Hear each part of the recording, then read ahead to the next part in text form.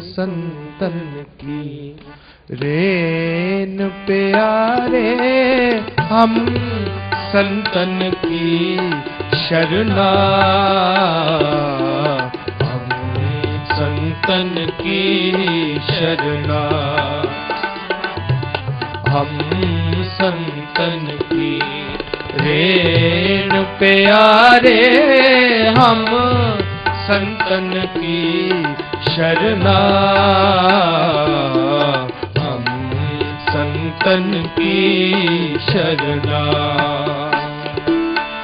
संत हमारी ओट सतानी, संत हमारा गहना, संत हमारी ओट सतानी, संत हमारा गहना, वाहिगुरु संत हमारा गहना, संत हमारा गहना, हम संतन की रेन प्यारे हम संतन की शरणा, हम संतन की शरणा, हम संतन की शरणा। साहिब तुठे पावा सास सास, नानक आराधे, आठ पहर गुण गावा, दंडोत बंदन अनेक बार, सर्व कला समरथ, डोलन ते राखो प्रभु, राखो प्रभु डोलन ते, डोलन ते राखो प्रभु, नानक दे कर हथ,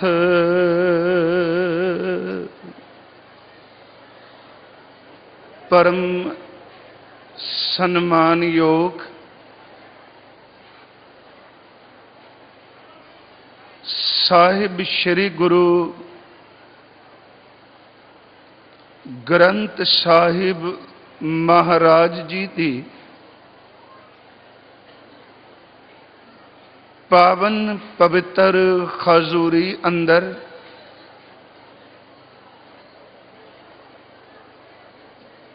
होले महल्ले दे संबंध विच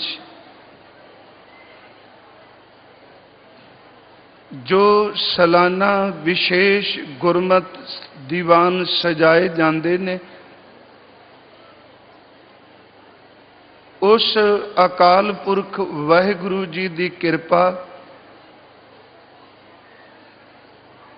समर्थ सतगुरु जी की बख्शीश, आप संगत दे बख्शे हुए उद्यम सदका बाबा करमजीत सिंह जी हर साल वख-वख गुरमुख प्यारे कीर्तनीय, प्रचारक, संत महापुरुष और सन्मान योग सिंह साहबान जी उन्हां द्वारा आप जी नूं प्रभु सिफत सतगुरु दे अमृत बचन कीर्तन रूप और ਵਿਖਿਆਨ रूप ਸਰਵਣ कराए ਜਾਂਦੇ ਨੇ। इस वरे दे इस विशेष गुरमत दीवान विच हुणे ही आप जी सतगुरां दे अंमृत बचनां दा रस पिन्ना कीर्तन सन्मानयोग भाई साहब जी तो सरवण कर रहे सी। आओ सतगुरु गुरु ग्रंथ साहब जी दी अंमृत गुरबाणी विचों अज दे इस विशेष समागम दे संबंध विच इतिहास विचों कुछ विचार आप जी दे सन्मुख रख सकां। विचार दी प्रारंभता तो पहला आप जितने गुरु चरना अंदर शोभायमान हो बख्शो आसीस, गुरु बख्शी फतेह स्वीकार करो और उच्चारण करो जी वाहिगुरु जी का खालसा वाहिगुरु जी की फतेह।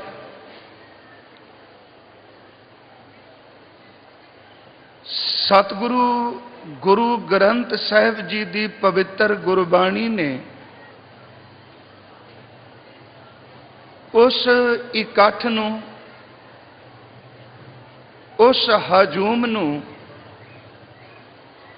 बहुत उच्ची महत्ता दिती है। जिस इकट्ठ जिस हजूम दे अंदर करते पुरख दी कीर्ति होवे। इकट्ठ तां सानू बाहर भी बहुत मिल जाणगे पर हर इकट्ठ दी हर हजूम दी हर जन समूह दी तस्वीर इक्को जी नहीं हुंदी। एक वो इकट्ठ हुंदा है कि जिस विच बैठे कोई बंदे दा अंदर चंचलताई ते खंडा वाले पासे जांदा है ते उस हजूम अंदर गंधन वैन कई तरह दियां दुनियावी बोलियां जदों कोई पांदा है इकट्ठ उत्थे भी बहुत हुंदे ने। पर याद रखियो उस इकट्ठ विच वासना ते केवल मन दा खिंडाक है। गुरु चरना विच भी एक इकट्ठ है जिस इकट्ठ विच मन दी इकाग्रता बनदी है ते सच एवे उस इकट्ठ विच बैठिया होया अंदर दी शुद्धि भी प्राप्त हुंदी है। श्रीमान भाई साहब भाई गुरदास जी उन्होंने बड़ियां सोहनियां उदाहरणां दित्तियां कि सत संगत दे इकट्ठ गुरु चरना विच बैठन दी तस्वीर कैसी है। तीन उन्हां दे बचन ने वो कहंदे ने कई बारी गर्मी दे दिनां विच जां आम साडे जन जीवन विच जदों असीं बाहर तुरने आ ते वख-वख दिशावां वाले पासियों हवा चलदी है। कदी हवा पूर्व वाले पासियों तो आएगी, कदी हवा रुख अपना बदलेगी पश्चिम वाले पासियों चलन लग पैगी, कदी हवा दक्षिण वालों ते कई बारी हवा उत्तर वालों चलन लग पैंदी। हर दिशा की जिहड़ी हवा है उसकी अपनी तस्वीर है। एक पासियों हवा एक दिशा तो चले ते कई बारी अत दी गर्मी विच ਉਹ ਹਵਾ ਚੱਲਣ ਦੇ ਨਾਲ ਅਸਮਾਨ 'ਚ ਬੱਦਲ ਬਣਦੇ ਨੇ। ਉਹਨਾਂ ਬੱਦਲਾਂ ਵਿੱਚ ਪਾਣੀ ਭਰਿਆ ਤੇ ਉਹ ਬੱਦਲ ਤਪਦੀ ਹੋਈ ਧਰਤੀ ਨੂੰ ਠੰਡ ਪਹੁੰਚਾਉਣ ਦੇ ਲਈ ਜਦੋਂ ਵਰਖਾ ਕਰਦੇ ਨੇ ਤੇ ਉਹਨਾਂ ਦੀ ਵਰਖਾ ਉਹਨਾਂ ਮੀਂਹ ਦੀਆਂ ਕਣੀਆਂ ਨਾਲ ਬੰਦੇ ਨੂੰ ਜੀਵ ਜਨਤਾ ਨੂੰ ਅੰਦਰ ਦਾ ਸੁੱਖ ਮਿਲਦਾ ਹੈ। ਤਨ ਕਰਕੇ ਸੁੱਖ ਮਹਿਸੂਸ ਕਰਦੇ ਨੇ। ਜਦੋਂ ਮੀਂਹ ਪੈ ਰਿਹਾ ਹੋਵੇ ते हवा अपना रुख तब्दील करे अपनी दिशा चेंज करे ते असी देखने बने हुए आसमान ते बदल वो इक्को दम हवा वरदे हुए बदलों नूं उड़ा के ले जाती है ते सूरज दीयां किरणां फिर धरती नूं मचाउण लग पैंदियां ने। उही किरणां पैण दे नाल धरती विचों फिर तपश निकलदी है। बेनती सुनियो हवा है दो पासियां दी। एक पासे दी हवा आवे ते तपदी कोई धरती नूं ठंड पहुंचाउण दे लई ਵਰਖਾ ਹੁੰਦੀ ਏ ਤੇ ਧਰਤੀ ਦੀ ਤਪਸ਼ ਮਿਟਦੀ ਏ, ਤੇ ਉਹੀ ਹਵਾ ਕਿਤੇ ਰੁੱਖ ਤਬਦੀਲ ਕਰ ਲਵੇ ਤੇ ਵਰਦੇ ਕੋਈ ਬੱਦਲ ਨੂੰ ਉਡਾ ਕੇ ਲੈ ਜਾਂਦੀ ਏ। ਭਾਈ ਸਾਹਿਬ ਕਹਿੰਦੇ ਨੇ ਇੱਕ ਇਕੱਠ, ਇੱਕ ਸੰਗਤ ਹੋਵੇ ਕਿ ਜਿਹਦੇ ਵਿੱਚ ਤਪਦੇ ਕੋਈ ਖਿਰਦੇ ਅਤ ਦੇ ਸ਼ੀਤਲ ਹੋ ਜਾਂਦੇ ਨੇ, ਤੇ ਇੱਕ ਮਨ ਮੁਖਾਂ ਦਾ ਇਕੱਠ ਹੋਵੇ ਜਿਹਦੇ ਵਿੱਚ ਕਈ ਵਾਰੀ ਬੰਦਾ ਪ੍ਰਵੇਸ਼ ਕਰੇ ਤੇ ਅੰਦਰ ਦੀ ਬਣੀ ਕੋਈ ਸ਼ੀਤਲਤਾ ਵੀ ਉੱਡ ਪੁੱਡ ਜਾਂਦੀ। ਸਿਰਫ ਇੱਕ ਬੇਨਤੀ ਆਰੰਭ ਵਿੱਚ ਕਿ ਇਕੱਠ ਵਿੱਚ ਕਿੰਨਾ ਕੁ ਅੰਤਰ ਹੈ। ਫਿਰ ਸ਼ਬਦ ਦੁਹਰਾ ਦਿਆਂ, ਇੱਕ ਦਿਸ਼ਾ ਦੀ ਹਵਾ ਆਏ ਤੇ ਮੀਂਹ ਪੈਂਦਾ ਹੈ, ਦੂਸਰੇ ਪਾਸੇ ਹਵਾ ਚੱਲੇ ਤੇ ਬਣੇ ਕੋਈ ਬੱਦਲ ਵੀ ਉਡਾ ਜਾਂਦੀ। ਇੱਕ ਪਾਣੀ ਪਿਆਸੇ ਨੂੰ ਮਿਲ ਜਾਏ ਤੇ ਉਹਨੂੰ ਜੀਵਨ ਮਿਲਦਾ, ਪਾਣੀ ਨਾ ਮਿਲਿਆ ਜ਼ਿੰਦਗੀ ਮਿਲ ਜੀ। ਤੇ ਇੱਕ ਆਦਮੀ ਉਹ ਵੀ ਲਿਕਵਿਡ ਪਾਣੀ ਦੀ ਤਰ੍ਹਾਂ ਹੈ, ਜਿਹਨੂੰ ਨਸ਼ੇ ਨੂੰ ਪੀਣ ਦੇ ਨਾਲ ਬੰਦੇ ਦੀ ਮੌਤ ਹੋ ਜਾਂਦੀ ਏ। ਦੇਖਣ ਨੂੰ ਦੋਨੋਂ ਤਰਲ ਪਦਾਰਥ ਨੇ, ਇੱਕ ਦੇ ਪੀਣ ਨਾਲ ਜ਼ਿੰਦਗੀ ਮਿਲਦੀ ਏ ਤੇ ਇੱਕ ਦੇ ਪੀਣ ਨਾਲ ਬੰਦੇ ਦੀ ਮੱਤ ਮਾਰੀ ਜਾਂਦੀ ਹੈ। ਖੈਨ ਉਹ ਤਰਲ। ਤੀਸਰੀ ਬੇਨਤੀ, ਇੱਕ ਅੱਗ ਆਪਾਂ ਲੰਗਰ ਵਿੱਚ ਬਾਲਨੇ ਆ, ਜਿਸ ਅੱਗ ਨੂੰ ਬਾਲਣ ਦੇ ਨਾਲ ਲੋੜਵੰਦ ਲਈ ਭੋਜਨ ਪਕਵਾਨ ਤਿਆਰ ਕੀਤਾ ਜਾਂਦਾ ਹੈ, ਤੇ ਇੱਕ ਉਹ ਵੀ ਅੱਗ ਹੈ ਕਿ ਜਿਹੜੀ ਘਰ ਨੂੰ ਲੱਗ ਜਾਏ ਤੇ ਕਈ ਮੰਜ਼ਲਾਂ ਇਮਾਰਤਾਂ ਨੂੰ ਸਾੜ ਕੇ ਰਾਹ ਕਰ ਦਿੰਦੀ ਹੈ। ਗੁਰਮਖੋ, ਇੱਕ ਇਕੱਠ ਹੋਵੇ ਜਿਹਦੇ ਨਾਲ ਮਿਲਿਆ ਬੰਦਾ ਆਪਣੇ ਨਿੱਜ ਘਰ ਵਿੱਚ ਪਰਮਾਰਥ ਨੂੰ ਕਮਾ ਲੈਂਦਾ ਹੈ, ਤੇ ਇੱਕ ਇਕੱਠ ਹੋਵੇ ਜਿਹਦੇ ਵਿੱਚ ਮਿਲਿਆ ਹੋਇਆ ਬੰਦਾ ਜਮਾਂ ਦੇ ਘਰ ਨੂੰ ਚਲਾ ਜਾਂਦਾ। ਇਕੱਠ ਵਿੱਚ ਅੰਤਰ ਹੈ। ਭਾਈ ਸਾਹਿਬ ਨੇ ਬੜੇ ਪਿਆਰੇ ਬਚਨ ਕਹੇ, ਕਹਿ ਲੱਗੇ, ਕਾਹੂ ਦਸ਼ਾ ਕੀ ਪਵਨ ਗਵਨ ਕੈ ਬਰਖਾ ਹੈ, काहू दिशा की पवन बादर बिलात है, काहू जल पान किए रहत अरोग दोही, काहू जल पान किए रहत अरोग देही, काहू जल पान किए व्यापै बिरथा बिललात है, काहू की अगन पाक साक सिद्ध करे, काहू की अगन भवन जलात है, काहू की संगत मिल जीवन मुक्त होत, काहू की संगत जमपुर ले जात है।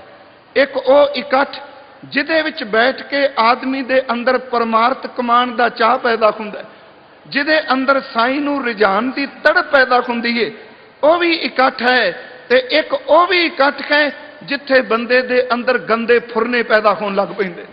ਸਤਿਗੁਰੂ ਨੇ ਕਿਹਾ, ਉਹ ਖਜ਼ੂਮ, ਉਹ ਇਕੱਠ, ਉਹ ਸਭਾ ਪ੍ਰਵਾਨ ਹੈ ਜਿਸ ਵਿੱਚ ਪਰਮਾਤਮਾ ਦੀ ਯਾਦ ਵਰਦੀ ਹੋਵੇ।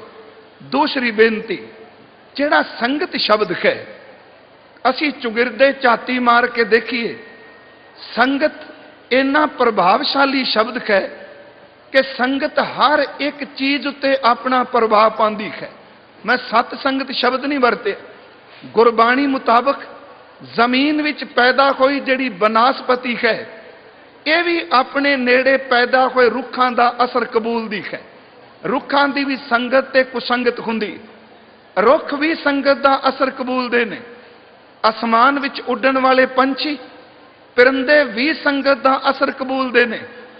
ਜ਼ਮੀਨ ਦੇ ਉੱਤੇ ਚੱਲਦਾ ਹੋਇਆ ਪਾਣੀ, ਇਹ ਵੀ ਸੰਗਤ ਦਾ ਅਸਰ ਕਬੂਲਦਾ ਹੈ। ਇੱਥੋਂ ਤੱਕ ਜਿਹਨੂੰ ਆਪਾਂ ਧਾਤ ਮੈਟਲ ਕਹਿੰਦੇ ਆ, ਪਿੱਤਲ ਹੋਵੇ, ਤਾਂਬਾ ਹੋਇਆ, ਲੋਹਾ ਹੋਵੇ, ਇਹ ਵੀ ਸੰਗਤ ਦਾ ਅਸਰ ਕਬੂਲਦੇ ਨੇ। ਰੁੱਖ, ਬਨਾਸਪਤੀ, ਪੰਛੀ, ਇੱਥੋਂ ਤੱਕ ਕਿ ਪਾਣੀ, ਮੈਟਲ ਤੇ ਜ਼ਮੀਨ ਤੇ ਪਈ ਕੋਈ ਮਿੱਟੀ, ਇਹ ਵੀ ਸੰਗਤ ਦਾ ਅਸਰ ਕਬੂਲਦੀ ਹੈ।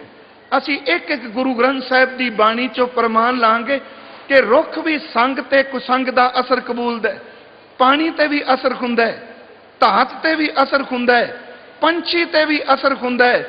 ਤੇ ਸਤਿਗੁਰੂ ਦੀ ਬਾਣੀ ਦੇ ਭੈ ਨਾਲ ਦਰਸ਼ਨ ਕਰੀਏ ਤੇ ਜ਼ਮੀਨ ਤੇ ਪਈ ਕੋਈ ਮਿੱਟੀ ਵੀ ਸੰਗਤ ਦਾ ਅਸਰ ਕਬੂਲਦੀ ਹੈ।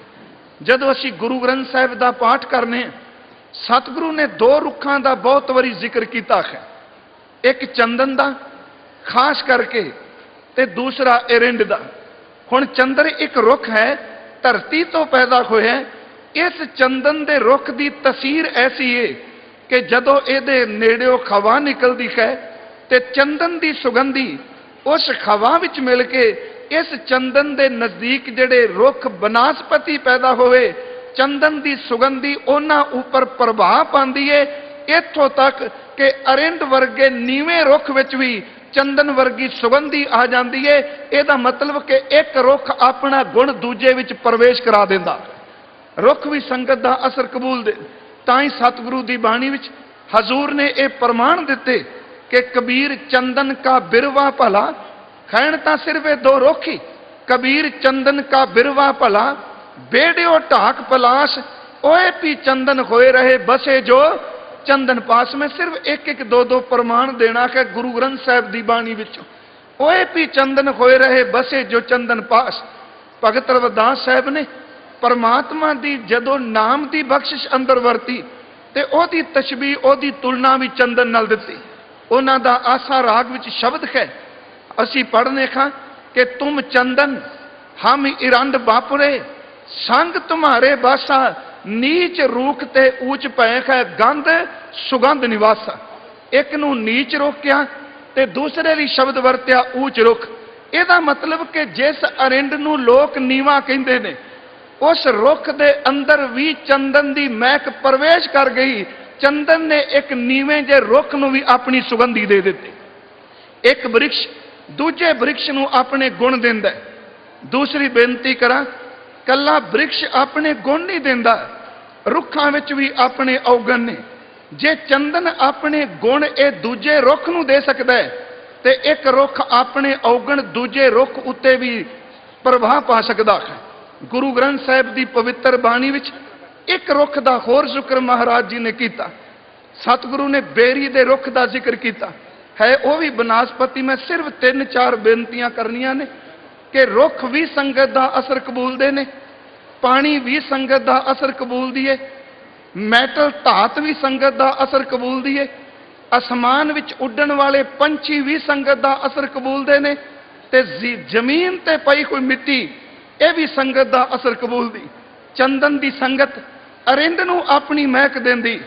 हुण बेरी भी तां एक रुख है, उहनूं नुकीले तिखे कंडे ने, पर जदों खवा दा बुला चलदा है, बेरी अपनी मौज विच झूलदी है, पर है वह भी रुख।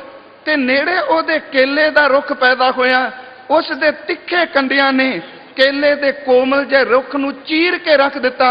ਇਹਦਾ मतलब कि चंदन नेड़े केला खुंदा ते महक आउंदी, बदकिस्मत बेरी ने केले नूं चीर दिता, क्योंकि रुख ने अपना औगण दूजे नूं दे दिता। सतगुरु ने बाणी च प्रमाण दिता। असी पढ़ने हैं कि कबीर मारी मरूं को संग की, पर देखो दो रुख ने, केले निकट जो बेर, ओ झूलै ओ चीरिया साकद संग ना खेर। एक बेरी दूजे नूं चीर रही। दूसरी बेनती मैं करा कि आसमान विच उड्डण वाले पंछी ये भी संगत का असर कबूल दे। कई बारी आपां सोचने भी शायद चिड़ियां तोतियां दियां कहानियां, पर जिथे स्पिरिचुअलिटी का रूहानीयत का संबंध आ जाए, कदी भी परमात्मा दे कीते ते तर्क ना करिए। सच एवे ओदे कोल तां इन्नी समर्था है, वो मिट्टी विच भी नूर पा के उहनूं मनुखा देही बना दिंदा। ताई तां असीं पढ़ने खाक नूर करदन आलम दुनिया है। हुण एक पंछी भी संगत का असर कबूलदा है। जिन्हां लोकां नूं पंछी रखण दा शौक है, कदी आपां ध्यान नाल देखीए अपने घरां 'च लोक पंछी पालदे ने। घर विच प्रवेश करो ते कन्नां विच आवाज़ सुनाई देंदी है, जी आयां नूं। आपां चुगिरदे देखने आ, कोई आदमी, कोई बच्चा, कोई बजुर्ग नहीं, जी आयां नूं कौन कहंदा है? ते पिंजरे विच पिया होया तोता, वह भी अपने गले तो बंदे वर्गी आवाज़ कढ़न लग पैंदा है, जिहड़ी आवाज़ बंदे ने देनी सी, एक पंछी बंदे दी संगत करके ओहदे वर्गी बोली बोलन लग पिया। कि यह पंछी संगत का असर नहीं कबूलदा? इत्थों तक गुरु ग्रंथ साहिब विच एक बचन है, असी आप अज कहन लग पे हैं कि नाम तोता रटन है, क्योंकि शब्द पता नहीं साडे ज़हन च कित्थे पै गया। तोता रटन, मैं बेनती करा गुरु ग्रंथ साहिब का पाठ करो गुरमुखो। इत्थे तां तोते रटांदे कोई बंदियां दा भी पार उतारा हो गया। जे जिउंदा बंदा रब की बंदगी करे, क्यों नहीं पार होवेगा? बाणी ने एक पंछी का जिक्र किया है गुरु ग्रंथ साहिब विच। असी शब्द तोता वरतने आ, बाणी विच स्यूटा ते सूआ शब्द भी आया है। हुण गणका एक पापण है, ज़्यादा डिटेल च नहीं, उन्हें सारी जिंदगी पाप कीते, साधु ओदी दुरमत नूं देख के दयालु होया, उन्हें अपने कोलों सिर्फ एक तोता दिता। हुण तोता एक पंछी है, गणका दा शरीर एक मनुखा देही है। सिर्फ इन्नी गल कही कि इनू तू राम नाम रटाई, एक तोते नूं राम नाम रटांदिया होया गणकां दा पार उतारा हो गया। ਇਹਦਾ मतलब कि एक पंछी दी संगत बंदा करे, किते पंछी नूं राम नाम बोलना आउंदा होवे ते ਉਹਦਾ भी पार उतारा हो जांदा। ਇਹ मिथ नहीं, गुरु ग्रंथ साहिब दे शब्द ने सुवा पढ़ावत गणका तरी सोहर नैनो की पुत्री। सुवा दा अर्थ तोते नूं पढ़ांदे आ। भाई साहब ने तां शब्द वरते ने कि लिव लगी तिस तोत्यों नित पढ़ाए करे असोता। ਇਹਦਾ मतलब एक पंछी दी संगत करके एक इंसानी जामे अंदर भी लिव लग गई। तीसरी बेनती मैं करांगा कि आ मैटल जिन्हों आपां धात कहने आ, यह भी तां संगत दा असर कबूलदा है। गुरु ग्रंथ साहिब विच पारस दा ते लोहे दा जिक्र बड़ी वारी आया है। जे पारस दी संगत लोहा कर ले वो सोना बन जाता है। पारस एक वट्टी है, लोहा एक मैटल है। जे एक पारस दी वट्टी लोहे नूं तब्दील कर सकती है कि ये संगत दा असर नहीं। तीसरी बेनती इस दे नाल जमीन ते पानी है, पानी भी संगत दा असर कबूलदा है।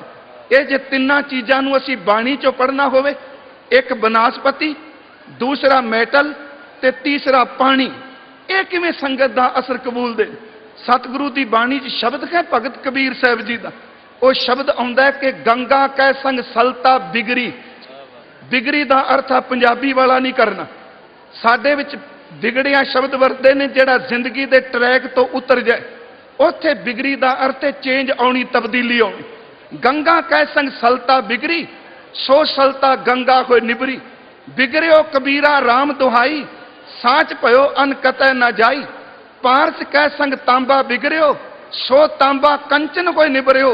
चंदन कै संग तरवर बिगड़ियो, सो तरवर चंदन कोई निबरियो। संतन संग कबीरा बिगड़ियो, सो कबीर रामै कोई निबरियो। उन्होंने तीनों उदाहरण बनास्पति दी, एक तांबे दी ते एक उन्होंने पानी दी दिती। कहंदे ने जिवें ये तीन चीज़ां अपने तो चंगे दी संगत करन ते तब्दील हो जांदियां। मैं तां शुरुआत कीती सी, इकट्ठ बाहर भी बड़े हुंदे ने ते इकट्ठ इत्थे भी बड़े ने। बाबा जी आए ने, बाबा रणजीत सिंह, मेरा ख्याल असीं पहली बार स्टेज सांझी कर लगे। इकट्ठ विच अंतर है। कई बारी साडे लोग ये शब्द कह देंदे आ कि गाउण वाली दा इकट्ठ भी बड़ा हुंदा है। मैं तां शुरुआत कीती, इकट्ठ दी तसीर है। एक इकट्ठ जमा दे घर नूं ले जांदा है ते दूजा इकट्ठ परमेश्वर दे घर नूं ले जांदा है। अंतर है तसीर। जिहड़ा दिन मना रहे हो मैं इत्थे संबंधी, क्योंकि खोला ते महला भाई साहब ने कहा, सकत्तर साहब ने, होली हिंदुस्तान का बड़ा पुराना त्यौहार है। कुछ त्यौहार जिहड़े ने वो मौसम नाल संबंधित ने ते कुछ त्यौहार जिहड़े ने वो पुरातन वरतियां हुईयां घटनावां नाल संबंधित ने। ते गुरु ग्रंथ साहिब की बाणी विच ज़्यादातर पुराणिक घटनावां का जिक्र है। सन्मानयोग सिंह साहब बैठे ने, वेदांती साहब, वो बाणी दे गूढ़ जानकार ने। देखो ਜਿਹੜੀਆਂ घटनावां गुरु ग्रंथ साहिब च ने, अज असीं साखी शब्द तो कई बारी कहने नहीं, ये पुरातन गल्लां ने। जे इन्हां पुरातन गल्लां नूं गुरु ग्रंथ साहिब विचों वख करोगे तो सानूं अध्यात्मकता की झलक कित्थे मिलेगी। अज प्रहलाद की कोई गल करे, असीं कहने आ पुराणिक गल, पर साडी आसा की वार उन्नी देर तक संपन्न नहीं होएगी जिन्नी देर तक कीर्तनिया नहीं पड़ेगा। हर जुग जुग भगत उपाया, पैज रखदा आया राम राजे। हर नाक्ष दुष्ट हर मारिया, प्रहलाद तराया। पर जिहड़ी साखी है इनू किस सधर्म च गुरु ग्रंथ साहिब की बाणी च लिया। इत्थे बेनती करांगा, एक सोरठ राग च शब्द है गुरु तेग बहादुर साहिब का, ਉਹਦੇ 4 पदियां विच गुरुदेव ने एक एक साखी का जिक्र किया है। मैं इनू मिथ शब्द नहीं वरतिया। जदों असीं कहने ये मथियोलॉजी, तो यदा मतलब गुरु ग्रंथ साहिब झूठ का पलंदा है कि ये मिथ है। साडे कोल वापरियां हुई पुरातन घटनावां ने, गुरु साहिब ने जिस परपेख च लईआं, एक शब्द पढ़ांगे मेरा ख्याल समझ पै जाएगी साखी क्यों सुनाई जाती। ये शब्द है, मन रे प्रभ की शरण विचारो। अगे साखी है, जे सिमरत गनका सी उतरी। गनका एक कहानी, एक साखी है। जे सिमरत गनका सी उतरी, तांको जस उरतारो। अद्धा हिस्सा तुक दा साखी है, अद्धा हिस्सा वर्तमान सानू कमाण वास्ते दिता है। फिर सुनियो, मन रे प्रभ की शरण विचारो। जे सिमरत गनका सी उतरी, तांको जस उरतारो। अटल भयो ध्रुव जांकै सिमरन। ये साखी है। ਅਰ ਨਿਰਭੈ ਪਦ ਪਾਇਆ। ਅਸੀਂ ਕੀ ਕਰਨਾ ਸੁਣ ਕੇ, ਦੁੱਖ ਹਰਤਾ ਇਹ ਬਿਦ ਕੋ ਸੁਆਮੀ ਤੈਂ ਕਾਹੇ ਬਿਸਰਾਇਆ। ਇਹ ਵਰਤਮਾਨ ਦੀ ਗੱਲ ਹੈ। ਅਗਲੀ ਸਾਖੀ ਹੈ, ਜਬ ਹੀ ਸ਼ਰਨ ਗਈ ਕਿਰਪਾ ਨਿਧ ਗਜ ਗਰਾਂ ਤੇ ਛੂਟਾ।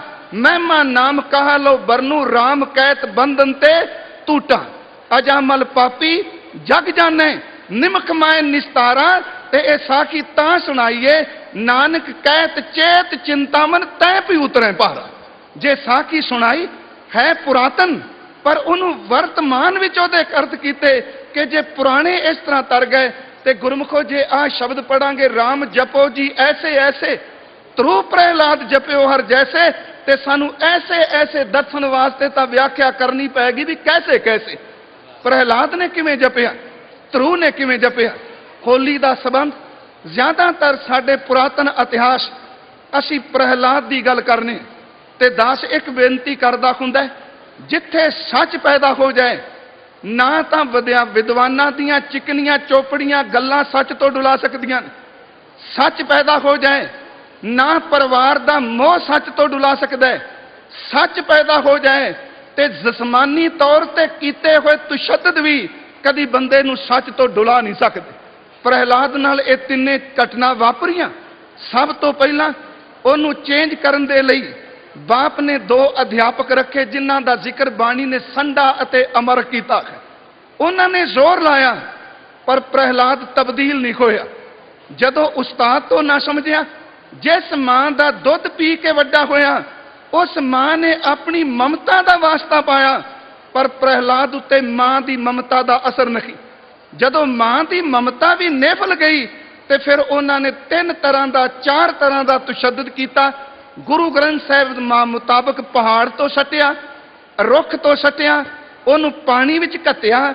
ਚੌਥਾ ਤਰੀਕਾ ਵਰਤਿਆ, ਉਹਨੂੰ ਅੱਗ ਵਿੱਚ ਫੂਕਣ ਲੱਗੇ। ਰੱਬ ਦੀ ਕਰਨੀ ਵਾਪਰੀ, ਉਹਨੇ ਹਰ ਥਾਂ ਤੇ ਪ੍ਰਹਿਲਾਦ ਨੂੰ ਤੱਤੀ ਵਾਹ ਨਾ ਲੱਗਣ ਦਿੱਤੀ, ਉਹਨੂੰ ਬਚਾ ਲਿਆ। ਹੁਣ ਦੇਖੋ, ਇਹ ਬਾਣੀ ਦਾ ਸ਼ਬਦ ਅਸੀਂ ਪੜ੍ਹਨੇ ਆ ਕਿ ਸੰਡਾ ਮਰਕਾ ਜਾਏ ਪੁਕਾਰੇ, ਪੜੇ ਨਹੀਂ ਖਮ ਕੀ ਪਚਹਾਰੇ। ਰਾਮ ਕਹੇ ਕਰਤਾਲ ਬਜਾਵੇ ਚਟਿਆ ਸਭੇ ਬਿਗਾਰੇ।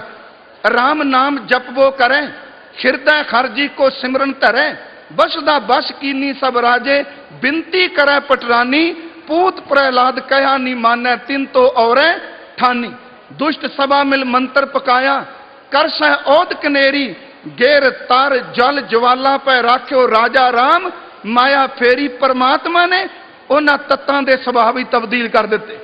ये लोक होलका दा सड़न दी गल होई ते प्रहलाद दी जित दी गल होई। सिर्फ एक बेनती करांगे, मेरा नहीं ख्याल अज रंग पाण वाले किते कोई प्रहलाद नूं चेते करदा होवे। अज एक तप करके देव भगती करके वर लैण वाला हार गया ते परमात्मा दी भगती वाला जित गया। अज नेकी ते सच्चाई दी जित होई, बदी जिहड़ी है ओनू परमात्मा ने रोल के रख दिता। समा आया